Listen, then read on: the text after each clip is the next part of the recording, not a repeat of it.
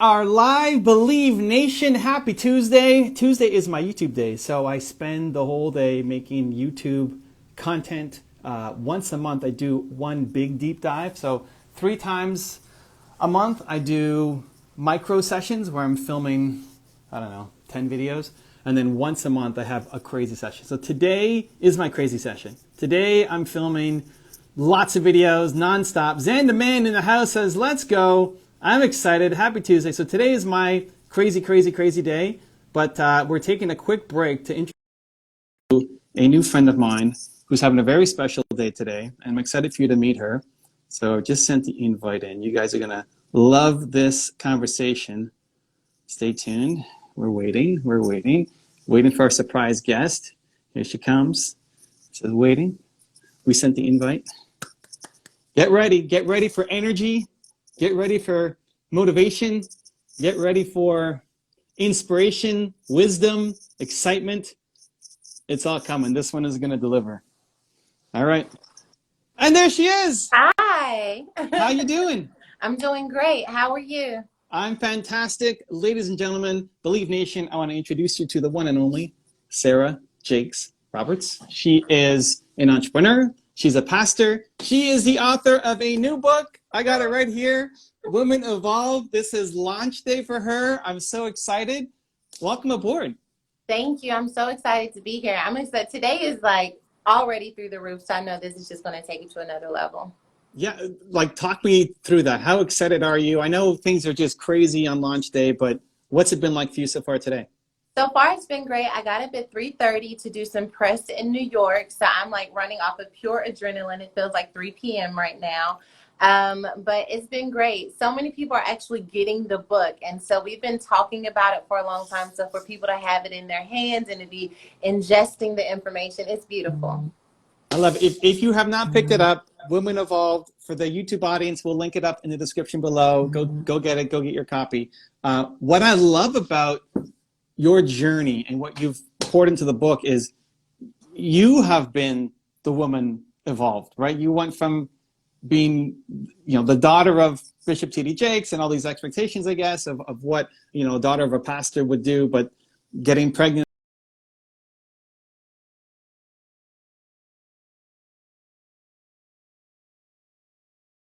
Really aren't super cool being the daughter of, a pastor, but then to go from that to this, to being the pastor, to having, your books, it's been your own evolution, which has been amazing to watch. How do you let go? And I think this is where people struggle. How do you let go of that old story? How do you let go of, I don't want to be this person anymore because I need to evolve into something else? You know what, Evan? That's exactly what people say to themselves is, I don't want to be this person anymore. That's what I said to myself at 13. That's what I said at 14 when I had my son. I said, I don't want to be this person anymore. And the truth is, nothing changed for my life until I embraced that person, because that's a part of who I am. And until I take the time to embrace that person, to figure out where their insecurities are, to figure out where their weaknesses are, then I'm running from my own weaknesses. And basically, I'm going to run into a situation that I'm not prepared to handle because I haven't dissected my past. And so it wasn't until I stopped running from that person and instead decided to embrace her, whoever she was, however messed up she was, however much therapy she needed, did I really begin to see my life change.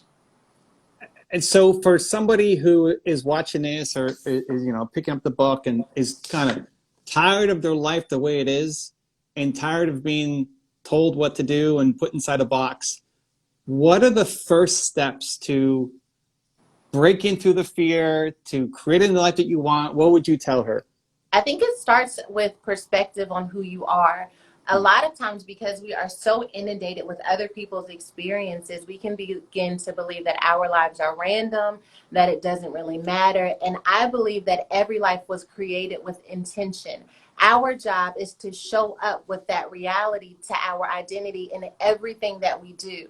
And so I think it starts with realizing your life is not random. You are not here by accident. When you arrive on whatever scene it is, heaven touches earth. Your goodness, your light, your creativity is heaven touching earth. If we can embrace that mentality, when we walk into a relationship, when we walk into a business opportunity, then our goal is to be a gift to whatever we are doing, and to not need our brokenness, our insecurities, our instability makes us need something. I need someone to validate me. I need someone to say that I'm okay. We have to flip the script on that by first saying, I am here to be a giver. I am here to flow in my unique offerings, my unique gift, my unique anointing. And that perspective changes the way we show up in the world. The book really outlines how we do that, right? How we unwind our mind so that we can show up in that space. But it's really important that we do it. She's preaching. Can't help it. I love it. So, I mean, the main theme of the book, without getting into all the details, because you guys got to go pick up a copy, is around the story of Eve. And you know, the great line you said was, Eve knew better, but she didn't do better. She didn't do better. She knew better, but she didn't do better. And I think it's something that a lot of people can relate to. We know we should be doing this thing over here, and yet we keep running into these old patterns and letting ourselves down and letting the people around us down. How do we break out, and when we know better, to actually, how do we get the courage to actually go and do better? Okay, so what happened to Eve, she explains it in this story. We just are so like, and I have to tell you, I was one of those people that said, okay, I don't know how many people are out there who actually say this, but I was a person who said, when I get to heaven, I am going to have an argument with Eve. Like, we are going to have to talk about how she messed it up for all of humanity. Like, I'm out here struggling because you can do your one job. But I decided that I couldn't be an empowerer of women and want to fight Eve when I got to heaven. So I had to do some work. I had to do some inner work to fix my soul. And when I started studying her life and studying what took place in that story, I saw that she said that the serpent deceived me and then I ate. That word deceived is like a slow seduction of the mind. And part of the reason why we're not able to break toxic patterns, why we know better but don't do better, is that there is a fracture in our mind, a fracture in our thinking, which makes us think that we know better, but we don't actually know better. We just think we should. It's like when you think you should start a diet, you eat French fries and work out. But when you know you should do better, it changes the way you show up. My goal in Woman Evolve is to help you identify that fracture that changed the way that you eat, that changed the way that you show up in the world. And if we can find that fracture, then we can heal it. We can create boundaries so that you don't have to continue that pattern. But most importantly, you can begin to revolutionize your life. People asking what the name of the book is. It's called Woman. There it is, Woman Evolve. Yeah. And again, for the YouTube audience, we'll link it up in the description below. You can one click, go pick it up. You had this great line that you said, and I wrote it down. I wrote it down here because it was so like, man, it gave me chills. So I want to read it and get your deeper perspective. So you said, when we become comfortable in a lesser version of who we are, it's because we're afraid that we can't meet the expectations of who we think we could become. Whew, I'm getting chills again just reading that back. Take us deeper and explain, you know, for the audience what you mean by that. You know, it's not that we don't necessarily want to do better or that we don't want more out of life. More is just exhausting. Our present is so taxing on us that we feel like to even stretch more, to want more, to heal from this heartbreak, to want to start a new life. Like, this life where I am right now has cost me so much that I don't even believe that I can stretch beyond it. And when we don't believe that we can meet the expectation in that, we stay in the comfort of restriction. And yet the reality is that that next level vision that God has for your life, that healing, is going to allow for you to have creativity and energy and breakthrough that you could have never had if you stayed in this level. And I think it's important for people to know that you don't have to take your same energy and your same creativity to the new level. That new level has new creativity, it has new insight, new innovation, new strategy. All of the new that is required to build that manifestation is connected to the next. We just have to be brave enough to move in that direction. How important is community in all of this? Because I see, I mean, you're on Instagram and you're sharing your community and giving so much love to the people who have, you know, picked up a copy of the book. Like, how important is it to have a community to help you on this journey? Oh my goodness, you've got to be around like-minded people. Woman Evolve is a book now, but it really is A community, right? So Woman Evolve started with this revelation I had about Eve. If you say evolve slowly, you pick up Eve's name. And I wanted to connect with other women who felt like that. Like, I know better, I don't always do better, but I believe better. How do I connect the dots? And community is the place where we get to say, this is where I was wounded, this is how I healed. It's a place where someone who is fresh can come in and we can help to move them forward as well. And Woman Evolve is very much so, like, I tell the people who follow Woman Evolve, like, I'm honored to be a part of this community. I'm so glad to be a part of this sisterhood, because they make me better. They make me stretch. They make me step into this moment. They make me own everything that's happening in my life. And I know that I'm better because of the delegation. That's what I call the Woman Evolve community, the delegation. I love it. And it really seems like it's not even so much about you, it's about the movement. Yeah. There's another word that you're trying to create to help women step out and step up in their lives. If it's about me, I messed up. You know what I mean? Like, I don't want to build something that points people back to me. I want to hold a mirror that helps people to see themselves the way that God sees them. And so I have no desire for it to be just about me. Of course, like, I'm the vessel that God uses to, like, create the vision and to write the books. But at the end of the day, I feel like I have a responsibility to make sure that I don't take in the light, but that I shine the light into dark spaces and on the people who need it the most. Community is it's necessary. It's not about me. I love that. So what would you tell people who they read it and they love it and they feel like it's time for me to step up and change and I don't want to be this person anymore, and then they tell their friends or their maybe their husband or some of their best friends from high school, and they're like, you can't, what? Come on, you can't do that. Who do you think you are to go and do that thing? And then she kind of talks herself down from doing the thing. What would you recommend for that person? I would tell that woman that she's got to believe it for herself first.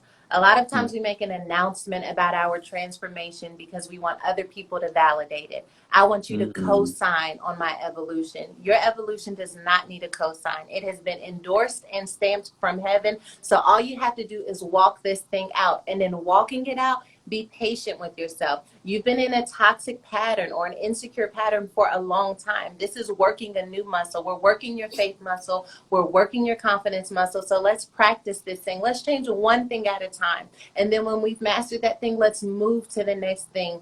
And I feel like that's exactly what we have to know. The revolution is closer than we think, but we've got to practice. We've got to have a war strategy, and we've got to be patient with the process. I love it. Somebody clip that. That's fire. That's great.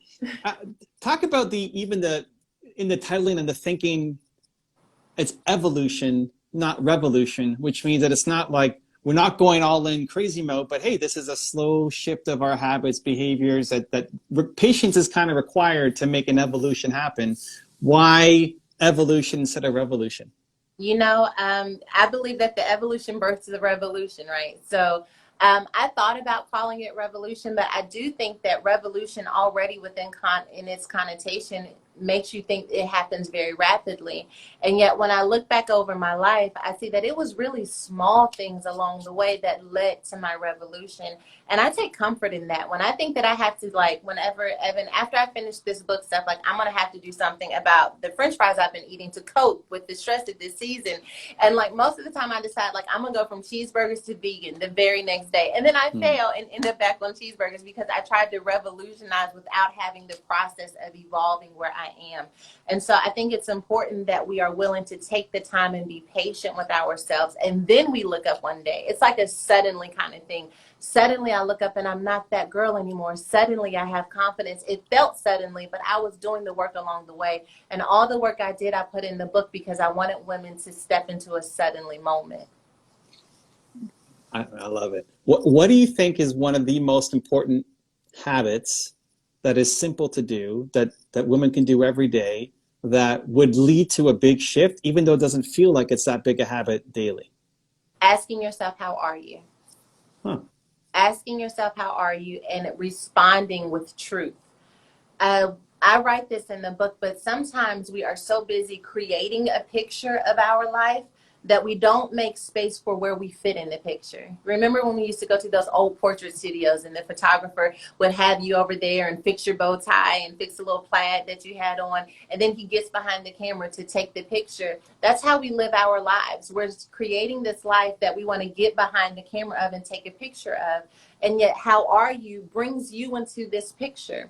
Because if I know how I'm doing, I can make decisions based on that. I mean, to be able to say I'm hurting, I'm broken, I feel fragile today, I don't feel as strong as I should. And I think to be aware of where you are from day to day helps you build a life that is a reflection of your truth and not just the picture you're trying to take so that other people can marvel at how well you're doing. So if somebody asks themselves right now, the woman watching this says, hey, how am I? I'm actually taking usually we give a BS answer to somebody else, right? Like, yeah, things are good, right? Of course. Or Instagram, where it's like, things are great. Look at my beautiful life. Meanwhile, you're crying in your room. So if a woman watching this says, I'm broken, that's her answer. What does she do next? Yeah. First of all, I would say to come to that place of realization is powerful. Because nothing can be healed until we admit that we're broken. And then I think we have to ask ourselves, she would have to ask herself, what would it take for me to be healed? What does that healed version of myself look like? And what do I need to do in order to get there? What do I need to cut off that has become poison, that infects me further, and I'm already open and wounded? What therapy do I need? What services do I need to get plugged into? What prayers, what meditation, what books do I need to be reading to really begin to create a strategy for healing? A doctor doesn't just say, oh, you're broken and sends you home. It gives you a prescription to help you get there. And I believe as a person in faith, as a believer, that there is a prescription for your healing. I don't care how broken you are. I don't care how many years you've been broken, how many years you've been down and out. There is a prescription for your healing. Our mission on earth, my purpose, is to make sure that every woman who is connected to the prescription I have receives it. And there are other people who believe that, and you got to get plugged into those people. If we were to give women that prescription and do a prayer, and imagine a woman who has just told herself that she's broken and she needs a prayer, and she's going to fast forward to this point on this YouTube video as a reminder that whenever she feels broken, that she's not alone and that there is hope and that she can get through it. Can we do a quick prayer for her? I would love that. I would love that. God, I thank you for the woman who stumbled across this video. Her heart is tender, it's fragile, and yet in this moment you're offering her hope. May she come into awareness of the knowledge that you see her healed, that you see her whole, you see her powerful.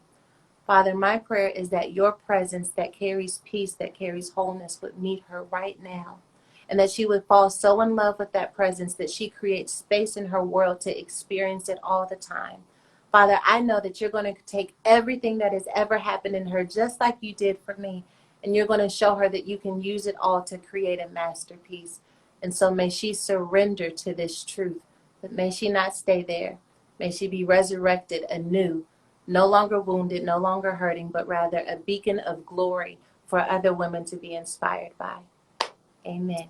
Whew. Amen. I mean, I'm a guy, but I still got the chills to go back and use that when I need it. That's fantastic. Wow. That's great. So, I mean, thank you for that. I think that could be powerful. And listen, if you're struggling, go back and listen to that part again or clip it and make that your ringtone. I mean, if you need that, it exists. You don't have to suffer alone. The book, again, Women Evolve, we'll link it up down in the description below. This is launch day for Sarah. We're so excited. You said that you're shy. Yeah. And I think people would find that to be very strange, not believable. Like, who is this woman? She says she's shy. How do you be shy? I think this is part of the evolution too. Like, how can you be shy and do what you do? Because a lot of women who tell themselves that I'm too shy or I'm too introverted, I could never do that. So how did you get over that to do what you do? You know, I found the thing that was worth me shedding what kept me bound in order to step into it. I wish I could say that better. That's something I say when I'm preaching, but I found the thing that was bigger than me, that was bigger than how I felt, that was bigger than me being shy and introverted. And the space between my shyness and my confidence is the belief in what I have to say. And the belief in restoration, the belief in redemption that I have because of my own journey and my own walk allows me to stretch outside of how I feel about something. That's a lot of times our feelings keep us stuck, and our feelings are worthy of acknowledging, but we have to determine, am I going to allow my feelings to drive my destiny? And so if I allowed that to happen, I wouldn't be having this conversation. I wouldn't be able to share my story with so many people. And so when I found the thing that was bigger than me, I allowed it to be bigger than me. And in doing that is because you connected to service that this is going to help other people? Without a doubt. The only time I go on live, the only time I post, the only time I do anything is when I feel like I have something to say that will help other people. I don't talk for the sake of talking. That's not my personality. That's not what I do, but when I do connect, I like to make it meaningful. And how do you advise women to tap into what their higher level of service would be, of how their message might help other people? How do we find it? I think that purpose has become such a nebulous term, right? And no one knows what it is or how we find it. Is it going to come smack me in the face? Do I need to go do something to go discover it? For me, and what I write about in the book is that purpose is living with the consciousness, one, that my life is not random, but that everywhere I go, I have an opportunity to add value. And if we see our life as a tool that adds value, no matter where I am, whether my name is in lights or I'm working at the nonprofit on the corner, my life is a tool. That purpose and that sense of service shows up in everything that we do. So I would tell women to not be so caught up with this idea of what is my big thing, but instead, what is my small thing? How do I bring purpose to this job, bring purpose to raising this child? And our life has a sense of identity, of fulfillment and value when we're able to show up in that way. And you could always help somebody today in even a small way. Yeah, absolutely. What are some, for somebody who might feel like purpose is too big and I can't bring value, what are some easy ways to just give love to somebody? What would you say? Oh my goodness, be kind in these social media streets. People are out here cutting up. We need more kindness on social media. We need more kindness to our cashiers. I mean, I set up a little station for my Amazon drivers because they come to my house at this point where they might as well move in. But I put out a little snack station with drinks and fruit. And whenever like Postmates come by, they say, thank you for thinking of us. There are small ways that we can make a big difference in the lives of people. There are organizations that need help supporting the causes that they're undergirding in the community. Look for ways to have service and you'll find them. There's always something that needs to be done. And saying thank you or giving love is free. Absolutely. Yeah, I love it. You talked about poison before. What do you think are the biggest poisons that people have in their lives that prevent them from building that life they want? Comparison. Because we're building by what we see our neighbor's house look like. And so when we see our foundation is off, we take our whole foundation and throw it away. When our master bedroom is not big enough, we throw the whole master bedroom away. And we're building our lives based off of what we see in someone else's life and judging our work based off of what we see. And social media obviously magnifies that in many ways. And so I think comparison is one of the most dangerous poisons that we drink from each day. And I think that now this is the hard work that people don't like to do. But when we recognize that I've seen something that makes me feel badly about myself or poorly about where I am, we have to identify that lie. We have to identify that thought. And then we have to speak truth over that. That's that renewing of the mind. And in the process of doing that, we're able to actually celebrate people instead of seeing it as it being a reflection of where we are not.